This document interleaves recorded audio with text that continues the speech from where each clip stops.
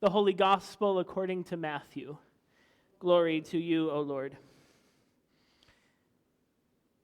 Jesus said to the disciples, "You have heard that it was said to those of ancient times, 'You shall not murder, and whoever murders shall be liable to judgment.' But I say to you that if you are angry with a brother or sister, you will be liable to judgment. And if you insult a brother or sister, you will be liable to the council. And if you say, 'You fool,' you will be liable to the fire of hell.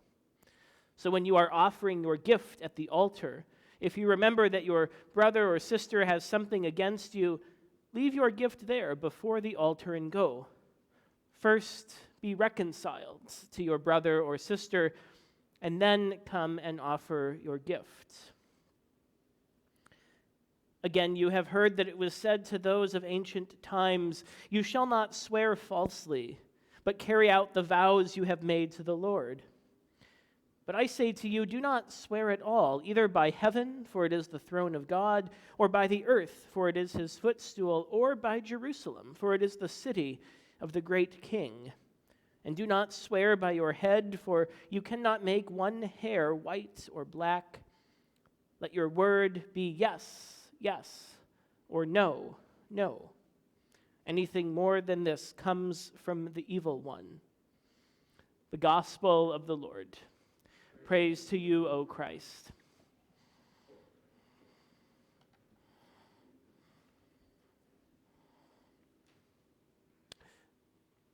To what should probably be absolutely no one's surprise, I was not exactly one of the popular kids in high school.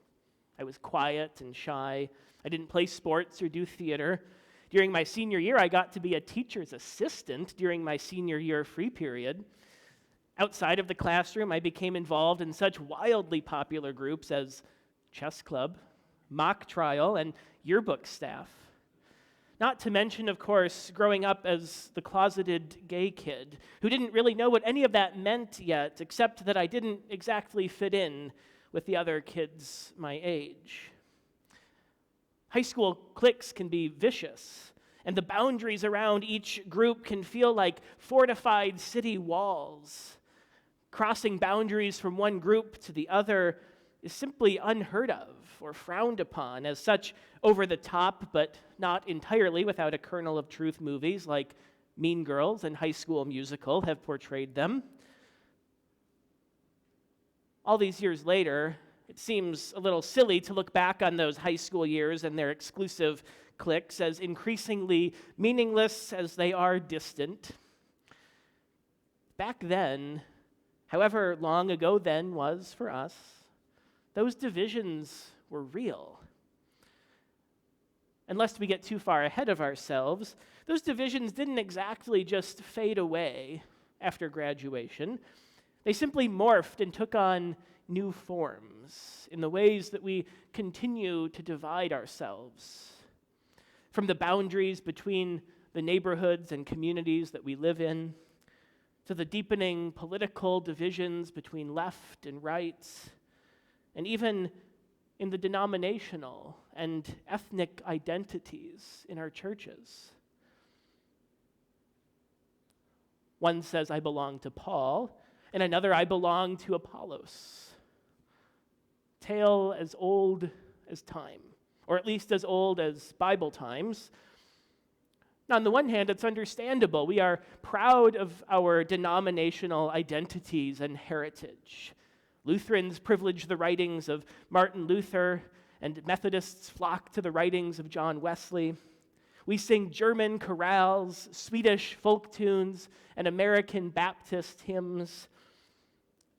Like the Corinthians, we remember with fondness our founding leaders. Of course, we have an abiding connection to the pastor who first knocked on our door to invite us to their new church so many years ago.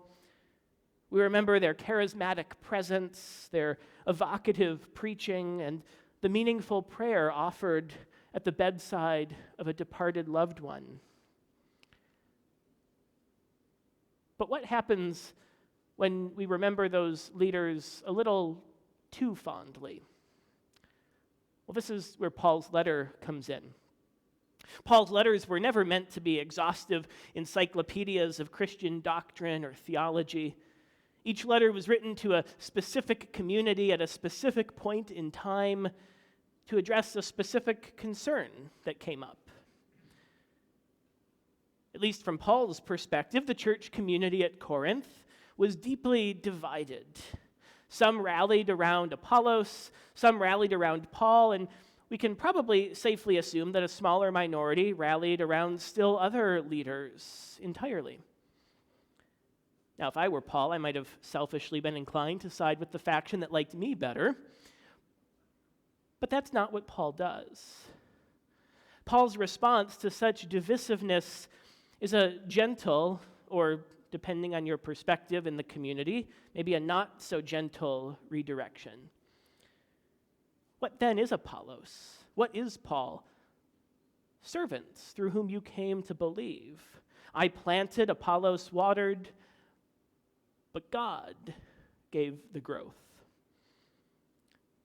2 chapters earlier, Paul began by shifting the Corinthians' focus from signs and wisdom to the message of the cross, to remind his audience of the center of their faith. The cross, Paul reminds them, shows them where God is in those foolish and despised and rejected places of the world. And because God is in those places, this is surely a God who is with them and for them in the places of suffering, hardship, and even conflict. It is to this God that Paul redirects their focus in the midst of their present conflict, divisiveness, and congregational cliques. Now, it's easy to point the finger at certain popular megachurches when, intentionally or not, their leadership becomes the center of a cult of personality, and when disgruntled splinter groups inevitably break off to follow someone else and start their own church, eventually winding up no better off than the original church they started or that they left. But there's something Jesus once said about first removing the log from our own eye. No matter the church, we're all guilty of it at some point.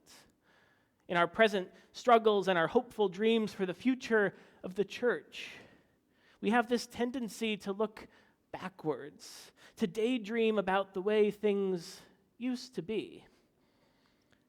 During one of my field education experiences in seminary, I served at a congregation that kept portraits of its past ministers on the wall of the church library. Many churches do the same. And inevitably, behind every pastoral portrait were stories and memories. Longtime members would fondly remember Pastor so-and-so or Pastor such-and-such and yearn to time travel to their favorite chapter of their church's history. And I want to be clear, those memories are good and valuable. The respected leaders of the past are, at least in part, why we are here today. Our church history is important, and we can draw strength and courage from the example of our leaders on whose shoulders we stand. The danger is when we get stuck there. The danger is when we divide ourselves around Apollos or Paul or whomever else we might look up to or look back on. Leaders come and go. Ministries and programs start and end. Paul plants, Apollos waters. But God gives the growth. God, our help in ages past, our hope for years to come, is eternal. From our earliest days on the childhood playground to the now silly viciousness of high school cliques, to the more real and even sinister ways that we still divide and separate ourselves from one another, the human inclination toward divisiveness is real. The calling of the church, our calling as disciples of Jesus and as children of God, offers something different. In their divisiveness, Paul invites the Corinthian community back to their center, back to their common purpose, back to their unity for the sake of the gospel. Not that there isn't a place for difference or debate, which itself can be and is often a good thing. Paul's letters to the Corinthian church, and maybe even their responses to him, though lost to us, indicate a community struggling together towards a better future. In our divisiveness, God calls us out of our jealousy and quarreling and invites us to struggle together toward God's better future.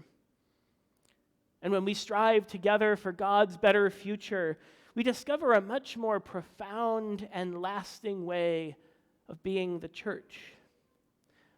A church that reaches out and reaches across divisions and barriers, and that seeks to collaborate behind a common purpose for the sake of the gospel. A church that places the cross at its center and proclaims Christ crucified in solidarity with the marginalized and the oppressed. A church that recognizes at the end of the day it's not all about us or any one favorite leader or ministry program of blessed memory. We plant and we water, God's servants working together, not for our sake alone, but for the sake of God's better future for all. A future that strives for justice and peace in all the earth, a future that promises a reconciling and everlasting love that bridges our divisiveness, a future that proclaims belovedness and belonging. So we keep on planting, and we keep on watering, and surely God will give the growth.